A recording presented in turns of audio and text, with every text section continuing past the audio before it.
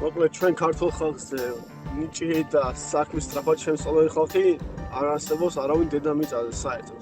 Მოკლედ რამოდენიმე მინუსი აქვს, რაც არ მომწონს მე რომ ყველას თავის პროფესორი გონია სხვის საქმეში, მაგრამ როცა საქმე მიდგება თავიანთ საქმეზე აზრზე არიან რა ხდება. ერთ-ერთი მაგალითი რაც ეხლა ამ წუთას შეგვემთხვა, ანუ ეს ბოლო დღეებია არის ის რომ ვიღაცა თვით შეგნებოდა არ დავასახელეთ სახელს და შევახედეთ ჩვენს ერთ-ერთ პროექტს და გითხრა რომ აუ ეს არ ვარგა ძალიან ბანზონად აწყობილი, ანუ სხვა დეველოპერის ის დაიწყო რა კრიტიკება დაიწყო რა და ჩვენ ეხლა თავისთავად ვკითხეთ რომ შეგიძლია გვანახო რას გულისხმობ ზუსტად, ანუ შენ ნამუშევარი გვანახე მაგალითი და არ ქონდა მაგალითი.